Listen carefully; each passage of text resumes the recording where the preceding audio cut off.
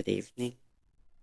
Tonight's episode of Ghostbillies is brought to you by nobody, because we're not sponsored, and we're not in the algorithm. So, without further ado, ladies and gentlemen,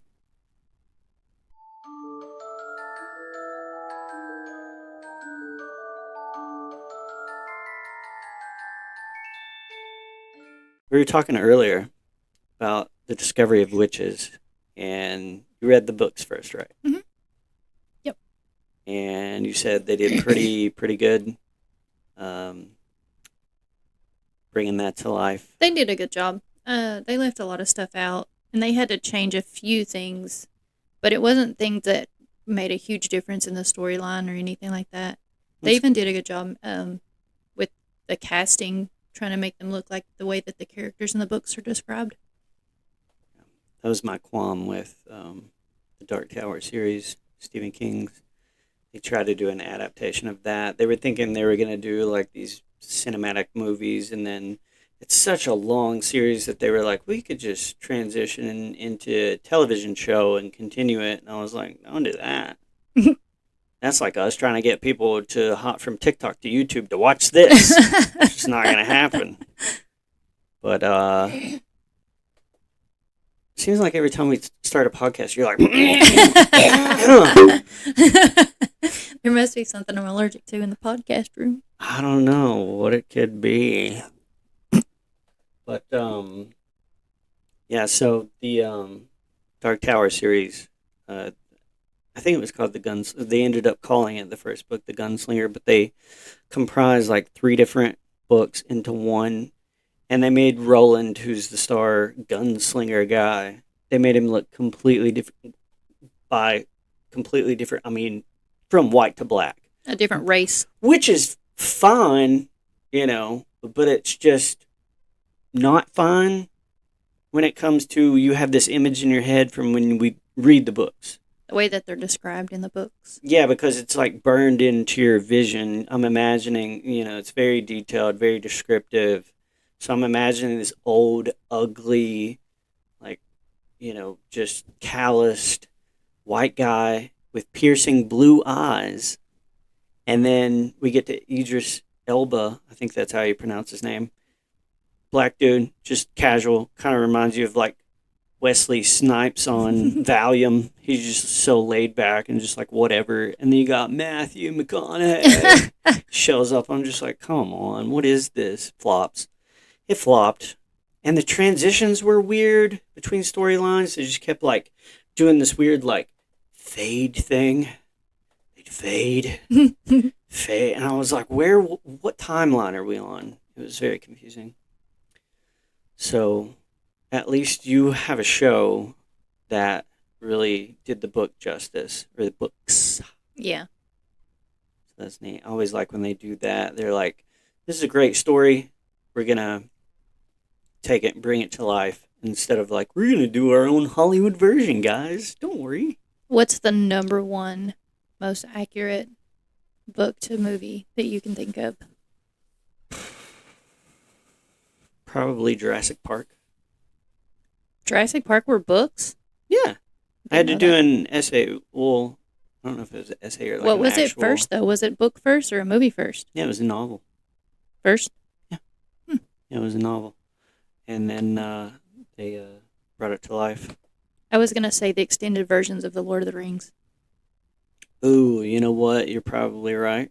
But I didn't read the book, so I wouldn't know. I couldn't speak on that. So I read The Hobbit, but I was like, I don't know.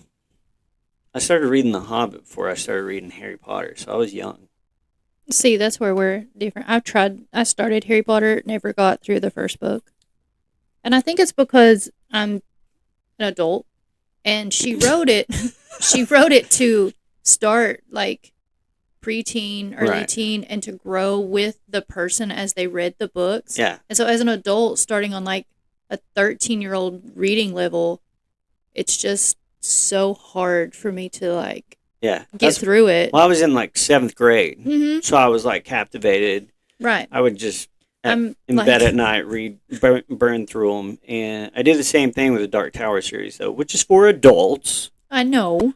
And, okay, when I was in third grade, I was at a 12th grade reading level. So I was pretty mature. Still mature. Okay.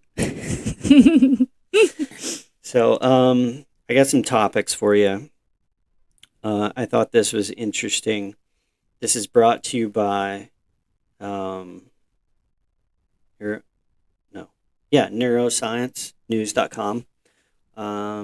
Summary of it, this article is talking about paranormal beliefs, and they're saying traditional paranormal beliefs such as witchcraft and religious superstition, they're linked to higher stress and reduced coping ability. While you got the new age beliefs, and they're not so much linked to that, but the old school, I guess they're talking about pagan times, which, I mean, yeah, I'd be pretty stressed too if people were trying to burn me, say I was a witch, and, I I mean, feel like paganism was pretty strict, so. I think it makes sense because if you and I'm not saying there's anything wrong with anyone's religion or beliefs, but if you continuously just pound it into your brain that something is going to happen or not going to happen because God or another deity has deemed it so, then you don't really feel the need to develop your own coping mechanisms or your own trauma responses because you are believing that everything's going to just be the way that it's supposed to be. And that's fine to do, but there comes a point where you have to realize that you have to kind of develop some of that stuff on your own, that it's not going to just happen. Yeah. And, well, they're talking about, in general, they're talking about superstition. So I guess that kind of encapsulates everything, if you think about it. Because I know people who just stress themselves out, like riding a car. I know a guy that I work with, he's terrified of going to the movies because he's afraid someone's going to shoot it up. And I'm like, that happened one time. That guy was like pretending to be Joker, this insane kid. And he just shot up a movie theater during the premiere of The Dark Knight. And yeah, I remember. But that isn't what scared him. What scared him was his mom was like, I don't want you kids going to the movies because there might be a crazy gunman and come in there and just shut the place up. And he was like, what?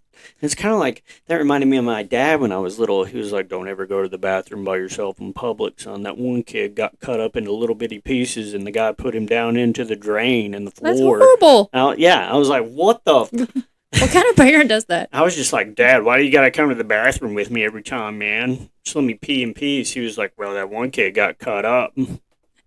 Well, I mean, I get it. Fear is the greatest motivator. Fear is your only god on the radio. Nah. Right.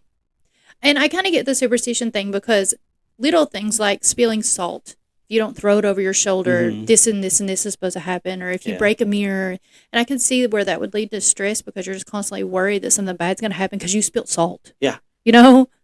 People are always afraid like God's going to punish them or this is going to happen because of this and this and this and this. And I'm afraid to drive a vehicle. I might wreck. I'm afraid to fly in a plane. It might crash. And I'm like, yeah, man, we're in life. Anything could happen. You could get messed up or deleted at any point in time. Deleted.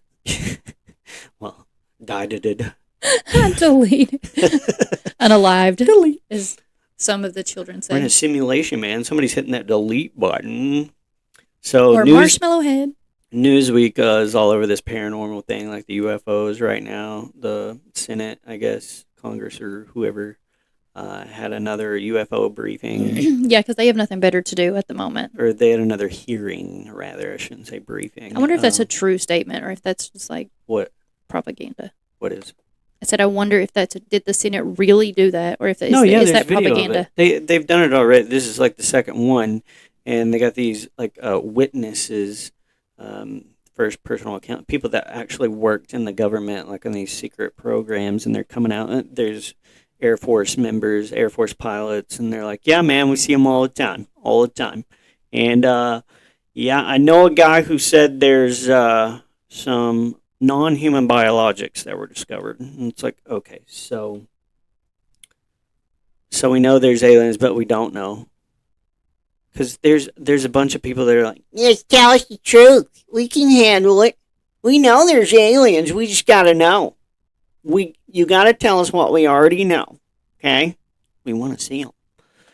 They couldn't handle it. There's no way. You can't handle the truth. There's no way people could handle that aliens are flying around. They wouldn't go to work. They barely go to work now.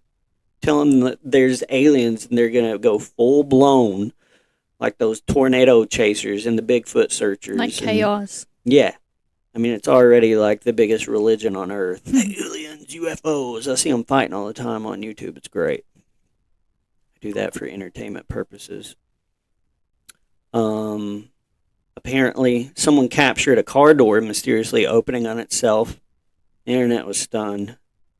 And then there was a ghostly figure walking into a campfire. And that gave everybody the chills. One person said, I've never seen anything like it before. The hair on the back of my neck stood up both times I watched it. Both times. Because that can't be as easily done with no technology. Especially with AI nowadays. Or editing programs. Stormy Daniels said the house she used to live in was haunted by a non-human thing with tentacles. Pretty sure that was one of your toys, sweetheart. That's what we're calling it now. We should probably call an end to this podcast because, nobody's watched this far. Nobody can make it past 10 minutes. We could say whatever we wanted to right now. We could, and I guarantee whoever, like all the views that we have, they've already quit watching. No, that's what I mean. So it's not going to matter. The people that started it, they're already gone. Yep. Like they didn't make it past 3 minutes. Peace. We could make fun of everyone that we know. We could name them by name. Even the people that are closest to us have already bounced. Oh, yeah. They're like, I love you, but I got to watch this one thing on TikTok. This one person I like, they're hilarious. Their stuff's only 30 seconds long. Yeah. I got to scroll. I got to doom scroll.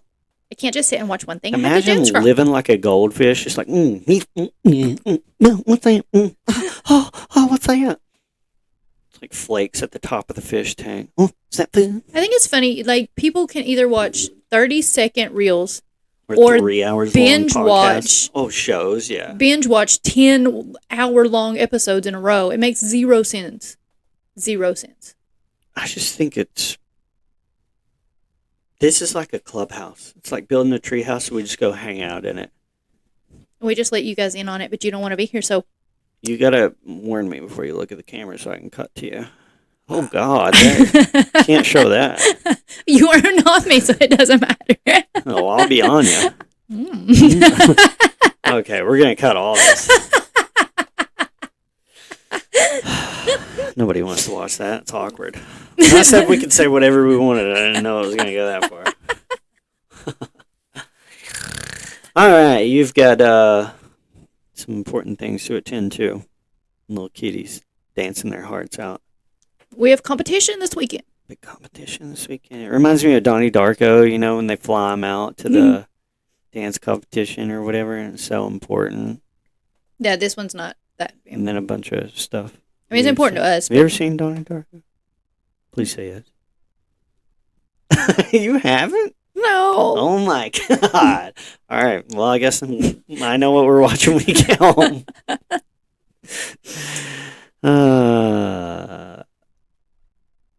Bye.